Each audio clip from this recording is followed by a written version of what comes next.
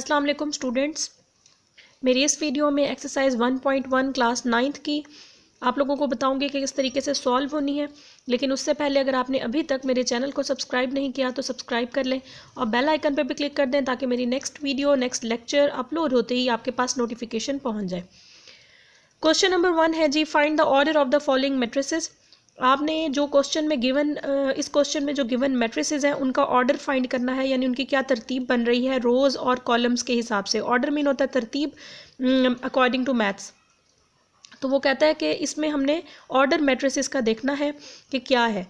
ए है आपके पास है जी 2, 3, -5 एंड 6। जब भी हमने ऑर्डर को देखना होता है तो हम रोज़ बाय कॉलम्स देखते हैं, यानी जो गिवन मैट्रिक्स होगा पहले हम उसकी रोज़ देखेंगे कि कितनी है और बाद में हम उसके कॉलम्स देखेंगे कि वो कितने हैं।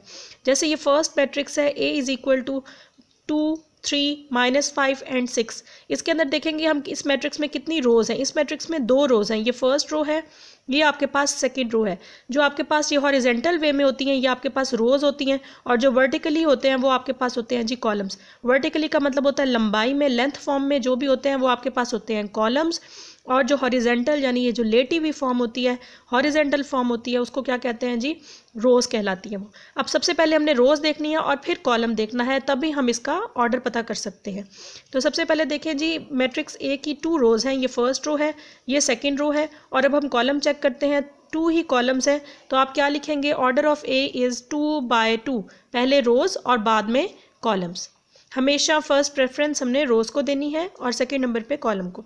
इसी तरीके से मैट्रिक्स बी देखें, इसमें कितनी रोज़ हैं, वैल्यूज़ को जो भी वैल्यूज़ हो उनको तो हमने जज नहीं करना, देखना नहीं है, जस्ट आपने रोज़ एंड कॉलम्स को देखना है। तो इसमें देखें 2 रोज़ हैं उसी तरीके से और 2 ही कॉलम्स आ रहे हैं। तो इसका ऑर्डर क्या होगा, ऑर्डर ऑफ बी इज़ 2/2, रोज़ 2 हैं, कॉलम भी 2 हैं। अब जी ये देखें सी मैट्रिक्स है आपके पास 2, 4, वैल्यूज़ इसकी हैं सिर्फ 2 और 4। अब इसमें देखें जी रोज़ कितनी है, रो सिर्फ एक है इसमें, और कॉलम कितने हैं, कॉलम इसके अंदर 2 हैं। तो इसका मतलब है इसका ऑर्डर क्या हो गया, ऑर्डर ऑफ सी इज़ 1/2, पहले रोज़ और फिर कॉलम्स। रो आपके पास सिर्फ एक थी क्योंकि ये एक ही रो है, और कॉलम आपके पास 2 थे, ये देखिए ये 2 कॉलम हो गए, तो 1/2 हो गया। डी मैट्रिक्स में वैल्यूज़ हैं 4, 0 एंड 6। अब इसमें हम देखते हैं कि कितनी रोज़ हैं। रोज़ आपके पास जी देखिए इसमें 3 है, 1, 2 और 3 रोज़ हैं, और कॉलम सिर्फ एक ही है। तो इसका मतलब है ऑर्डर ऑफ डी इज़ 3/1 हो गया। नेक्स्ट आपके पास है जी ई मैट्रिक्स, इसकी वैल्यूज़ हैं A, D, B, E, C, F। अब हम रोज़ देखते हैं कि इसमें रोज़ कितनी हैं, 1, 2 एंड 3। इसकी 3 रोज़ हैं एंड 2 कॉलम्स हैं, 1 एंड 2। तो order of E is 3/2, 3 rows and 2 columns. Next है जी मैट्रिक्स एफ में मैट्रिक्स में सिर्फ एक ही रो है और एक ही कॉलम है, क्योंकि ये सिंगल्टन मैट्रिक्स है, एक ही वैल्यू है इसमें। तो ये क्या हो गया, ऑर्डर ऑफ एफ इज़ 1/1, क्योंकि एक ही रो थी और एक ही कॉलम है इसमें। इसके बाद नेक्स्ट मैट्रिक्स है आपके पास मैट्रिक्स जी मैट्रिक्स में रोज़ आप देखेंगे कितनी है कि 1 फर्स्ट रो, ये सेकंड रो और ये थर्ड रो, 3 रोज़ हो गई एंड 3 ही इसके कॉलम्स हैं। ये आपके पास लंबाई में भी 3 ही है। तो ऑर्डर ऑफ जी इज़ 3/3, पहले रोज़ और फिर कॉलम्स। एच मैट्रिक्स में आपके पास देखें जी, मैट्रिक्स एच में भी आपके पास जी 2 रोज़ हैं, एक रो हो गई और ये सेकंड रो हो गई, और देखें जी कॉलम्स हैं 1, 2 एंड 3 कॉलम्स हैं, 2 रोज़ एंड 3 कॉलम्स। तो ऑर्डर ऑफ एच इज़ 2/3, पहले रोज़ और फिर कॉलम्स। बस ये जहन में रखिएगा, पहले हमने रोज़ लिखनी है और बाद में हमने कॉलम लिखना है, क्योंकि ऑर्डर रोज़ बाय कॉलम से जज किया जाता है, देखा जाता है उसके अकॉर्डिंगली। अब क्वेश्चन नंबर 2 देख लेते हैं। Question number 2 is which of the following matrices are equal. ये सामने आपके बहुत सारे मैट्रिक्स दिए हुए हैं, ए से लेकर जे तक मैट्रिक्स हैं, A, B, C, D, E, F, G, H, I, J। ए से लेकर जे तक मैट्रिसेस हैं। आपने देखना है कि इनमें से कौन सा मैट्रिक्स किसके इक्वल है। तो इक्वल मैट्रिसेस की डेफिनेशन के अकॉर्डिंग क्या हमने देखना होता है कि एक तो 2 मैट्रिसेस को अगर वो इक्वल हैं तो उनका ऑर्डर सेम होगा, यानी जितनी रोज़ फर्स्ट मैट्रिक्स की होंगी, जितने कॉलम्स फर्स्ट मैट्रिक्स के होंगे, उतनी ही रोज़ और उतने ही कॉलम्स सेकंड मैट्रिक्स के होंगे। एक तो ये चीज़ देखनी पड़ेगी, और दूसरा क्या देखना पड़ेगा कि उनकी एंट्रीज बिल्कुल सेम हो, यानी उनके अंदर जो वैल्यूज़ हैं वो बिल्कुल मैच होती हों, सेम हो, ऑर्डर सेम हो और उनकी एंट्रीज बिल्कुल दोनों मैट्रिसेस की इक्वल होनी चाहिए। तब जाके हम कहेंगे कि वो दोनों मैट्रिसेस एक दूसरे के इक्वल हैं। ये दो से ज़्यादा मैट्रिक्स भी एक दूसरे के इक्वल हो सकते हैं, लेकिन कंडीशन वही होगी कि उनकी एंट्रीज सेम होनी चाहिए और उनके ऑर्डर्स सेम होने चाहिए, यानी रोज़ और कॉलम्स सेम होने चाहिए, number of rows and number of columns. अब देखें जी, इसमें ए के अंदर वैल्यू है 3। इन सब में कौन सा ऐसा मैट्रिक्स है जिसमें वैल्यू 3 ही हो? इन सारे मैट्रिक्स में देखें सी जो है 5 माइनस 2 क्या बन जाएगा? 3। 5 में से 2 को माइनस करें तो 3 आता है। इट मीन्स कि ए किसके इक्वल हो जाएगा? सी मैट्रिक्स की इक्वल हो जाएगा। ठीक है, अब ए और सी आप लिख देंगे कि ये these both matrices are equal because number of rows are and columns are equal.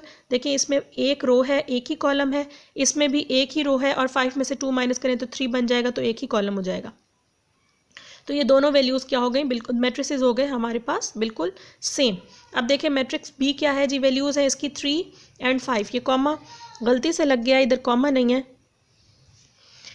3 and 5 है। अब आपने देखना है कि वो कौन सा मैट्रिक्स है जिसके अंदर वैल्यूज़ 3 एंड 5 ही होनी चाहिए। तो सी तो ए के इक्वल आ गया। डी में देखें 5 एंड 3 है, इधर है 3 एंड 5, इनकी प्लेस वैल्यूज़ की चेंज हो गई। इट मीन्स कि बी डी के इक्वल नहीं है। अब बी का नेक्स्ट देखते हैं पेयर कौन सा है। एफ भी नहीं बन रहा, ई भी नहीं बन रहा, एफ भी नहीं बन रहा, जी भी नहीं बन रहा, एच भी नहीं बन रहा, आई देखें 3 3 5 था तो 3 + 2 क्या बन गया? 5। तो बी किसके इक्वल आ गया? मैट्रिक्स बी मैट्रिक्स आई के इक्वल आ गया। ए मैट्रिक्स मैट्रिक्स सी के इक्वल आ गया है, बी मैट्रिक्स मैट्रिक्स आई के इक्वल आ गया। और डी को हमने बी के साथ मैच नहीं किया क्योंकि इसकी एंट्रीज डिफरेंट हो गई।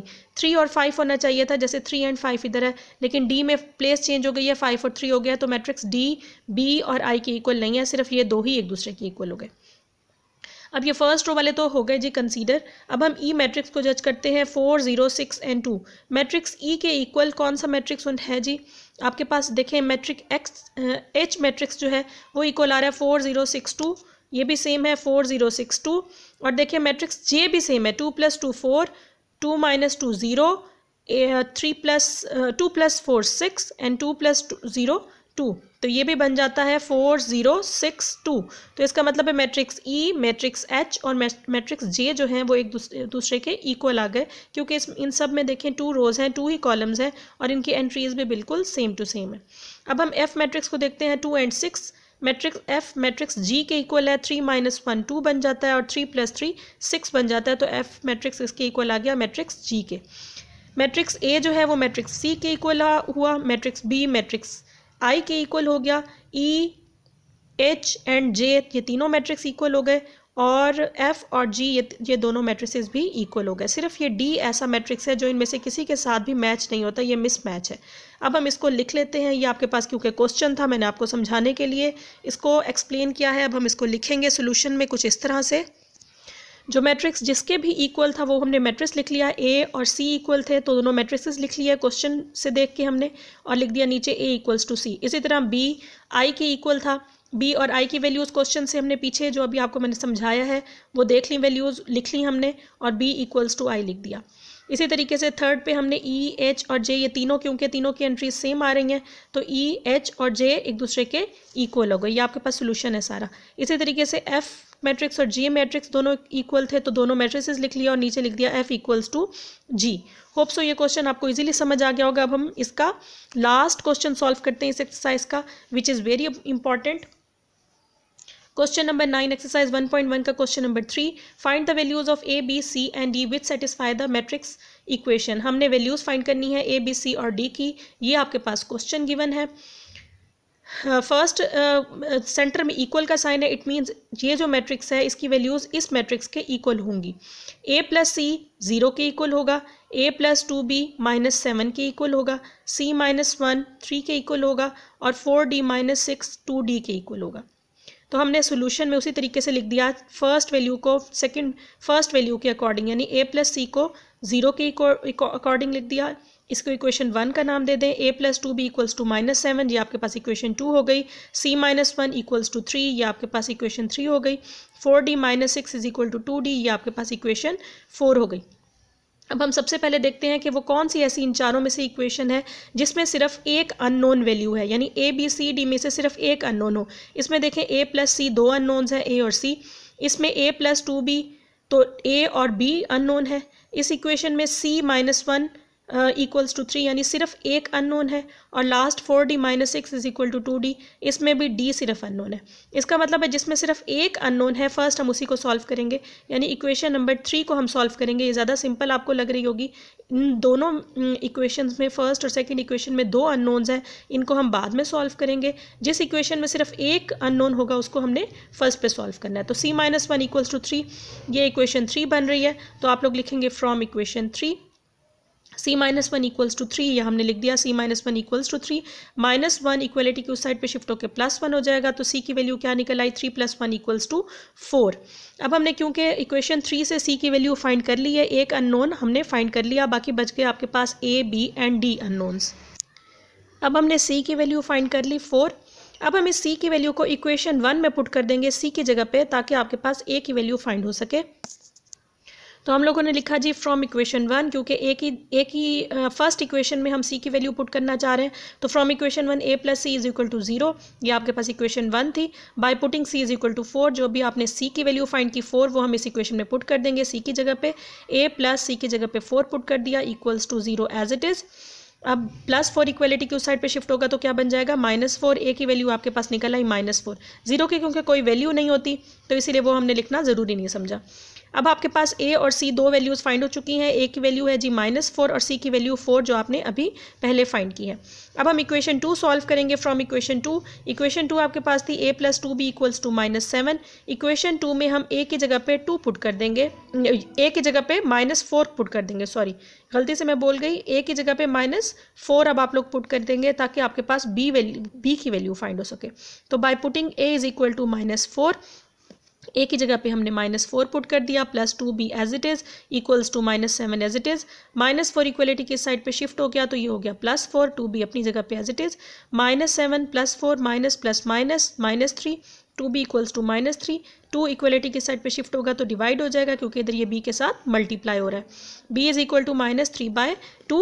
जब आप 3 को 2 पे डिवाइड करेंगे तो पॉइंट में आपके पास आंसर आ जाएगा -1.5। b की वैल्यू भी फाइंड हो चुकी है, विच इज़ -1.5। अब सिर्फ आपके पास d की वैल्यू फाइंड करना रहती है, जो कि हम इक्वेशन नंबर 4 से फाइंड करेंगे। From equation 4, 4d - 6 is equal to 2d, ये आपके पास इक्वेशन 4 है। 4d - 2d is equal to 6। 2d को हम इक्वलिटी की उस साइड पे शिफ्ट कर देंगे, ये प्लस का साइन है, इधर आके क्या हो जाएगा जी, ये माइनस का साइन। और -6 इक्वलिटी की साइड पे शिफ्ट होगा तो ये हो जाएगा प्लस, यानी हम लाइक टर्म्स को कंबाइन कर रहे हैं। 4d - 2d इक्वल्स टू, ये शिफ्ट होकर इधर हो गया +6। 4d - 2d plus minus minus, 4d में से 2d माइनस हुआ तो 2d आ गया, equals to 6 as it is. 2d के साथ मल्टीप्लाई हो रहा है, जब हम इसको शिफ्ट करेंगे इक्वलिटी की साइड पे तो ये डिवाइड हो जाएगा। d is equal to 6 divided by 2, 2 के टेबल में 6 3 पे आता है, तो d की वैल्यू क्या निकल आई आपके पास 3।